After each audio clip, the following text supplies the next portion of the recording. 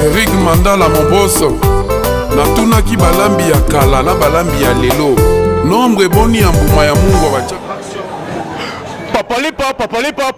Papolipo bana poto bana mikili tulanga nini tala Christian Dior business masoleza kitoko réparation d'appareil vente d'ordinateur vente à caméra lumière éclairage makambo tout na venu Jolu okitina direction Kasavubu kozanga te kokota awa tole galakati un diaspora moi na poto ya kala Christian Lukadi business la classe et la différence ici c'est la classe et la compétence ba pareil à solo ordinateur ya solo awa Christian Lukadi batika ya fanda moi na poto o investir na kisasa okomi kaka la direction Kasavubu côté ya immeuble VV Center otali na pembeni na yo na venu Jolu au monde Christian Lukadi Dior business kuna c'est la compétence qui compte tala na lobaki mno ngo baso bon ça va pareil tout et ça la pareil outi na mikili bakoki yango te soko ba Christian Lukadi soki pareil na kufi ko lukalo place mo soute Christian Lukadi tout la massa Mbote na bana poto mokili mobimba bozo kotala biso na etandoike bozo landa journaliste ya population pas tu RFI mon amoute keta journaliste à terrain reporter munene o quand même pas à compagnie vision cher chef de l'état Félix Antoine Tshisekedi Tshilombo a soko accompagner cash o kambami na mona mboka Vital Kamerhe Lwakanikini Kingi o azali le directeur auprès du chef de l'état kola kolamuka ezabilité kakeleli motepeli moto état de droit et comme salama état de droit et comme en marche parce qu'il y a beaucoup de gens qui disent même en Europe même ici partout ils disent qu'ils n'ont na Congo RDC il n'y a pas l'état de droit mais tandis que notre chef de l'état Lobakiango na mon mandat je vais faire Congo à la force je vais instaurer état de droit. Est-ce que déjà ils ont appliqué? Mais sur moi, en tant que journaliste professionnel, je vous dis que l'état de droit, ils ont la RDC, ils ont déjà appliqué. Au niveau de la justice, tel point qu'on a changé de procureur, on a changé un peu de magistrat. Mais il y a d'autres parquets qui sont un peu parce qu'il y a même des détenus. Conditions bases au lala, conditions bases au fanda, et ça ça la fait pas si ming mais nous on peut s'appeler merci ming na maman procureur, na ninga bani ko tia ba peinture partout. Aussi ba cellule ba cache même ba bureau en tout cas place Azali Bambo Tebele merci beaucoup na Ige Kisita. Wazolanda biso, wazali monandi monene ya banka télévision. On va en parler sur dossier il y a 100 jours où les alliés Eningisi Mokili, population Baleli.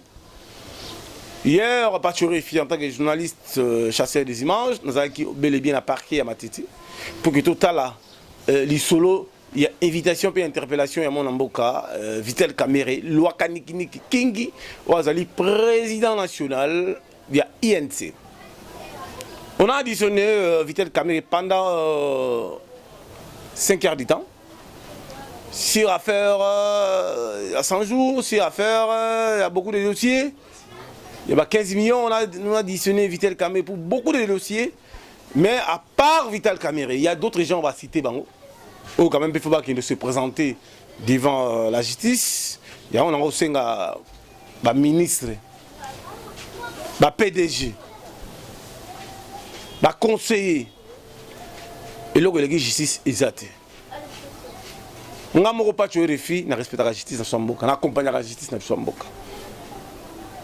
Parce qu'il y a moni, bamsouba zoloba, bamsouba meli champagne, bamsouba sepeli, non. Bah bêtise, on met le champagne, on n'a pas besoin de ça. Quand ça brûle chez les voisins, on ne peut pas faire de fête. On n'a pas besoin de ça. On a besoin que dans le pays, il faut qu'il y ait à l'émergence. Aujourd'hui, à la tête, les grands combattants, Félix Antoine Tshisekedi Tshilombo, élu de Dieu. Il faut arrêter mandat pour préparer 2023. Au niveau du comité international, les relations ils ont la bonne forme, même si dans le pays limitrophe. Il y a des investisseurs qui viennent déjà dans le Congo pour investir, mais bah, on a besoin de mon solo. a besoin que bamona bazo ko investir population zo mona que makambo ezako salama parce que na uti na Angola la monde baso tout mouton et avancer ma casse mais pourquoi ici na Congo et abiso so ki côté Tchango ba clôturer bateau les lomo zo ko marcher même na 24 même partout fallait inaugurer tout ça ils ont ça la passe depuis le chef de l'état dans la mboka na loba ki yango bien président de la République longola biso na Égypte. Comment fait-il le chef de l'état qui activité menée à régie des eaux, tous les ministres,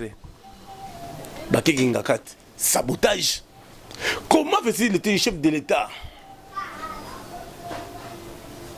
a signé ordonnance que Kingwa Koumanza, il faut que Moussala, ministre à portefeuille, a bloqué.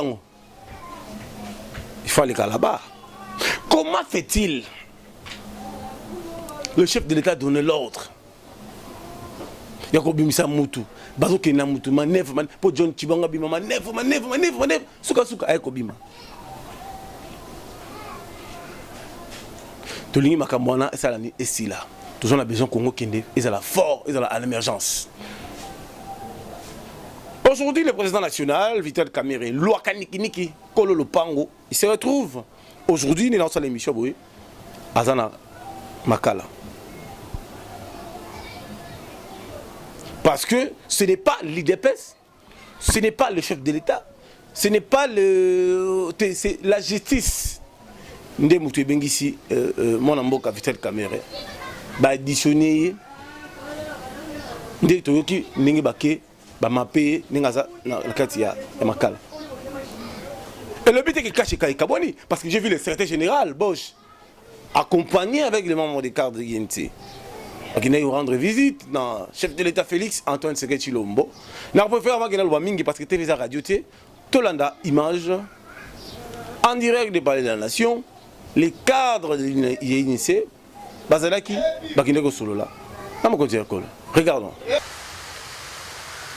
Il n'y a pas de dissensions au sein de la plateforme Cap pour le changement dont l'UNC, Union pour la Nation congolaise, est l'un des partis phares. Une délégation du bureau politique du directoire de cette formation politique conduite par son secrétaire général intérimaire a été reçue en audience ce mercredi à la Cité de l'Union africaine par le président de la République Félix Antoine Tshisekedi Tshilombo, autorité morale de cette plateforme.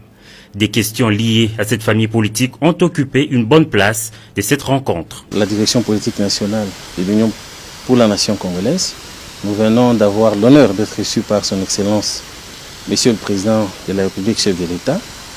Et comme vous le savez, nous sommes dans une coalition, nous formons la coalition CASH, donc nous sommes de la même famille politique. Et bien entendu, il est tout à fait normal que par moment, les gens se rencontrent et discutent. Donc on a tout simplement, avec l'autorité morale de notre famille politique, on a parcouru certaines questions liées à notre famille politique, tout simplement.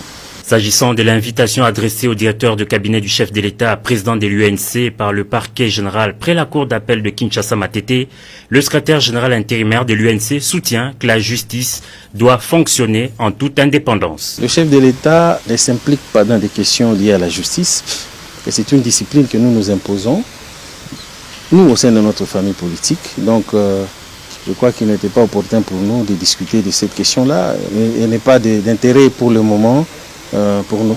Donc la justice doit être indépendante. On est là, la coalition. Regardez le visage des camarades qui m'accompagnent. Ils sont tous souriants. La coalition se porte bien et tout va très bien. Composée de 6 membres, cette délégation promet de réserver la primeur de leurs entretiens avec le chef de l'État aux membres de leur parti, l'UNC. Vous avez suivi les images, patriotisme journaliste de la population, l'homme du terrain. Moi, j'accompagne les visions chères des chefs de l'État. J'accompagne les caches. Mais nous demandons, mais la FCC, il doit obéir l'ordre du chef de l'État. Parce que Congo, la mission, tout souffrir. Comment fait-il le président lobby le peuple d'abord? Licencié au Tekamai, gradué au Tekamai, au Tekamak, cigarette, à comme mon assirage. Mbongo zomo na des dollars et matim, pire comme un individu, basant à millions de dollars à bomber banda. Surtout qu'il y a un organisme monétaire RTL. Pour Yoka, bata FCC ne bazan. tokei na nini na Congo Airways bango kaka tokei même ba Vodacom bango kaka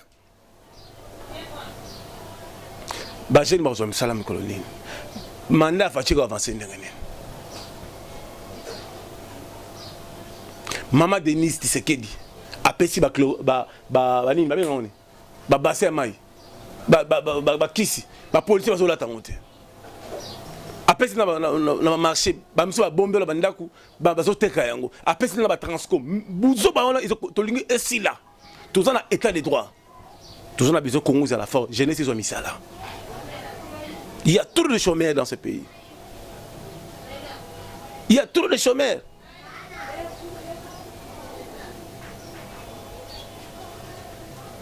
Mais il y a des gens au bazar la FCC, ils ne sont pas des classiques. Ils sont un peu bateau bazar na souci pour construire la République. Notamment Mwanzambala. Honorable Zoé Kabila. Il a fait quelque chose aussi à Tanganyika. Toussaint Nagelor, l'international, notre réalisateur d'antenne, notre chasseur des images. Regardons comme si vous y étiez, les images de l'honorable, le gouverneur. Zoé Kabila Mwanzambala. Regardons. C'est aux environs des 20 heures de ce samedi que l'entreprise française Alpha Airport a procédé à la mise en service du système de balisage lumineux de la piste de l'aéroport de Kalemi pour le décollage et l'atterrissage des avions pendant la nuit. Le gouverneur de province Zoé Kabila est arrivé sur le site pour assister à cette opération. Le chef de l'exécutif provincial du Tanganyika, qui était accompagné du vice-gouverneur Samba Kayaba Lamoni et du ministre provincial des infrastructures Kitenge Chamugeya Fidel, a d'abord visité le local technique qui permet d'alimenter en toute sécurité différents éléments du balisage. On trouve les principaux équipements qui sont les régulateurs, ainsi qu'un onduleur et un système d'inverseur, ainsi que tous les disjoncteurs. Cela permet d'alimenter en toute sécurité le système de balisage. On retrouve aussi un groupe électrogène qui va permettre d'alimenter en cas de coupure de courant pour permettre la continuité du service et assurer la sécurité du décollage et d'atterrissage des avions pendant la nuit. Le gouverneur de province Zoé Kabila s'est ensuite rendu sur la piste pour se rendre compte de la qualité des travaux exécutés par Alpha Airport. Pour Alexandre Collinet, directeur technique de cette entreprise française, cette première phase peut déjà permettre à la piste de traiter les vols pendant la nuit. La seconde phase, d'après lui, va consister à installer les approches aux balises supplémentaires. Ce sont des dispositifs destinés à guider les avions à longue distance pendant la nuit. Tous les travaux pourront prendre fin au mois de février prochain. Et désormais, l'aéroport de Kalemi commencera à traiter les vols de nuit. Ce système de balisage lumineux permet de traiter les vols pendant la nuit, de faire atterrir et décoller les avions pendant la nuit. Alors on voulait présenter la piste et le système au gouverneur qui puisse apprécier notre travail et voir que prochainement les avions pourront atterrir à Kalemi pendant la nuit. À l'aéroport de Kalemi s'exécutent également les travaux d'agrandissement et d'allongement de la piste par l'entreprise Malta Forest. Bon, là, on avait une piste de 30 mètres x 1750 mètres de long. Donc, les travaux consistaient en l'élargissement de la piste et le prolongement. Donc, finalement, nous allons avoir une piste roulable de 45 mètres x 2500 mètres. Mais si on ajoutait les accotements, on va avoir une envergure de 60 mètres x 2500 mètres. À cela, il faut ajouter le prolongement d'arrêt qui fait 60 mètres x 45 de part et d'autre de la piste. Et après, il y a les assainissements qu'il faut travailler. Il y a le tarmac aussi que nous avons construit. C'est un peu tard dans la nuit que le gouverneur de province Zoé Kabila a quitté l'aéroport de Kalemi en pleine modernisation. Merci beaucoup, Nabandeko, pour toute la pébiso. Botika kobimisa oyo bengami tribalisme. Vital Kamerhe lokaniki kingi amona mobale. Alve na biso. Papa na biso. Tochana na morale ya nase. Totika justice sanini asala musala.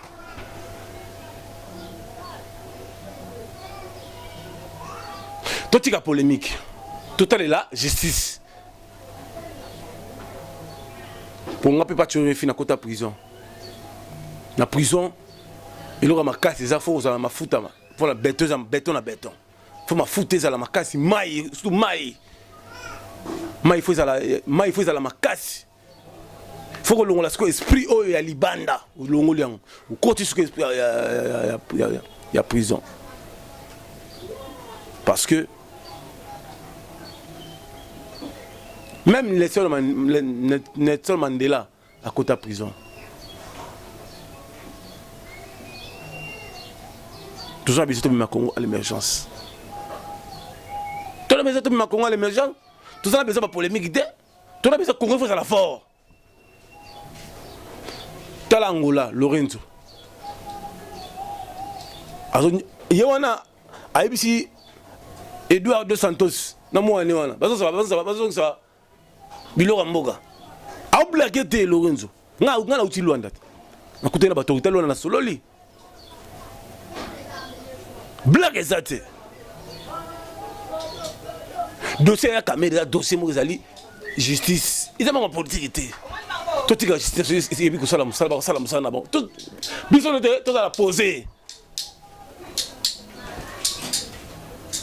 Tout a agité pour l'année. Il y a mon secrétaire général Aimé Bosch. Parce que écoute on a président Basololi, il y a tout Basololi tout déjà. Cash qui sale me banda.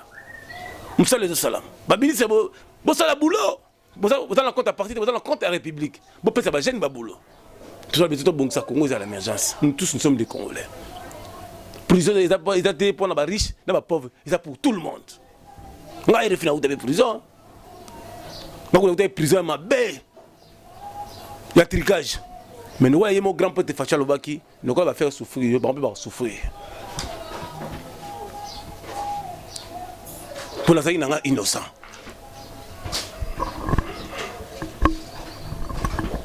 Moussala et Bandi, Moussala et Salama.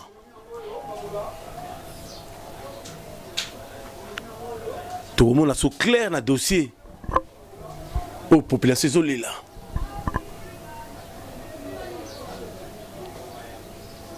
Il y a coronavirus.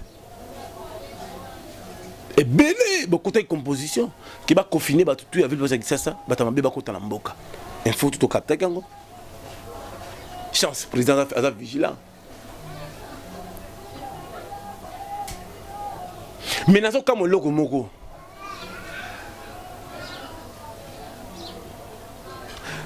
Je demande au chef de l'État. Nous avons la lutte contre la corruption. Va auditer 1. DG à DGRK. 2. Sonas. 3. Régie des eaux. 4. SNEL. 5 aux Geoffrem.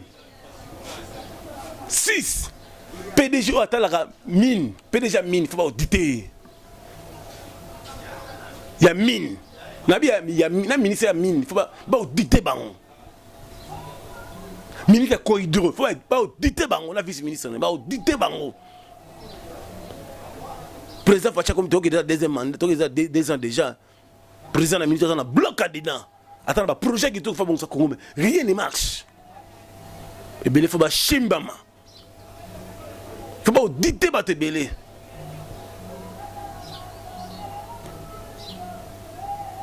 Parce qu'il y a même des politiciens. Bacha Sumbon, on a Bango, on a France suscité. Par moi, Chambon, on a Dubaï, Corée du Nord, Corée du Sud. Pour qu'on a GPS raté. Par moi, on a un pays où on a Grèce. Pour Grèce, qu'on a. Ils ont d'ailleurs un GPS. Toutes les informations, on a tout ça dans nous. Binope, maman, Biloro, maman, Denise appelle ça qui. On n'a pas tué les filles, on a filmé ce qu'on a filmé, on a filmé. Binope, bon, Shibam.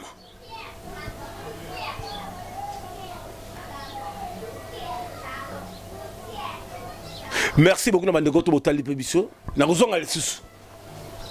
Nous avons 150 émissions par jour. Tous les militants, il y a des pèses. Tempo nassé. Boussala, Moussala comme Boussala. Même il y a INC. Christine Nyaka aussi. Eric Sopé. Papi Okata. Conseiller Sélé. Secrétaire général Bosch Aïe. Boussala Boulot. Auguste Kabouya. Président Aïe, Bossala Boulot. Tout la justice à Salam Salam. Le là, il y a caméra côté. Mais na sima ya kamera mulungu za mulai. Même ba conseiller. Soko lie biloko ambazala mbango keba bulode ko na sima. Ba ministère ba messager. Le Congo appartient à tout le monde. Le Congo appartient pas à un individu. Lelo nalandi procureur moi benga tout à l'heure pour me dire non bazo stopper non mikolo ba audience ti base la état d'urgence ici là base la décision ya coronavirus nanga tout na sous question mais vous salon rapport pour na temps au benga peut-être tout là qu'on aura virus ici la décision on a état d'urgence. Clara de Bruxelles euro galo tota la biso to comme na suka mkola lelo nazana 10 na sala sans émission nga lelo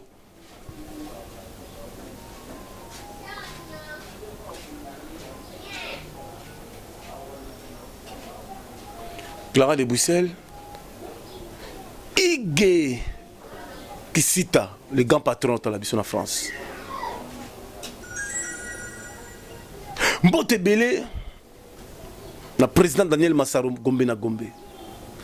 Moral est nassé. Nassé.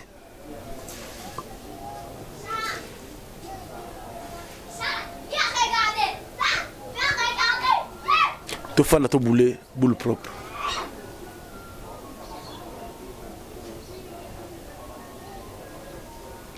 Merci na Wadeni Moulamba. Merci na Bandeko Tubazo la Pébiso. Na aimé Vekam Fiti Bougoumes na biso ngalema. Merci beaucoup. Na bandeko tout ba la biso.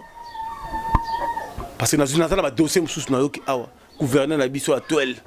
A longoli ba tutu ya kimbuta na ba o to ba administrateur ba marché, ba chef de bureau bengani ba misala. To qui sont. To total la to zimele. Ba audit zo banda. Ba audience zo banda. Merci na Basile Longo, ministre honoraire. Merci beaucoup na mon Mboka, Magloire Kabemba, le député élu. Merci beaucoup na Aimé Boge. Merci beaucoup Bolandi ba image ya INC, ne ba ngokutana chef de l'État. Bolandi on peut pas tuer les filles. Bolandi ba image ya honorable Zoé Kabila. Tout ça on a besoin d'acte pour qu'on ait à l'émergence. Tout ça a besoin de distraction pas mater. On n'a pas besoin de ça. On a besoin de gens qui travaillent. Merci à Faustin Makoso, ma belle Makoso. Merci à Laura Lorenzo, les boss des boss. Merci beaucoup. Merci à les patriotes humbles, Didi Mbengaï. Merci beaucoup de nous tout batala qui pébiso. Et donc ça l'angaï passe. Na moni mutu moko na poto fongoli champagne pour bakangi vitel kamé oza venturier. Obi ko na venturier. Yo comme justice, tout est justice salam salati. Yo comme yo comme ba champagne comme ko bichano musique ozo bina.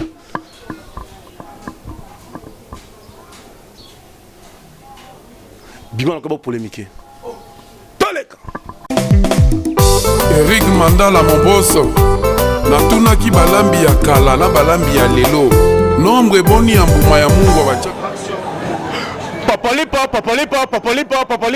bana poto bana mikili tulanga nini tala Christian Dior business masoleza kitoko réparation d'appareil vente d'ordinateur vente de caméra lumière éclairage makambo tout na venu Jolu okitina direction Kasavubu kozanga te okota awa tolega la kati un diaspora, moi na poto ya kala, Christian Lukadi business, la classe et la différence. Ici c'est la classe et la compétence. Bah pareil à solo, ordinateur ya solo. Awa, Christian Lukadi, batika ya fanda. Moi na poto o investir à ça. Au comique à la direction Kasavu côté immeuble VV Center. Au tali na pembeni na yo na veni Jolu. Au monde à Christian Lukadi Dior business. Kuna c'est la compétence qui compte. Tala! Ah, bah ça va pareil tout. Et ça va pareil et outil na mikili ba koki yango te. So ba Christian Lukadi. Ah, ça va pareil na kufi. Ko Lukalo place mo sous Christian Lukadi. Ah! Tout la massa.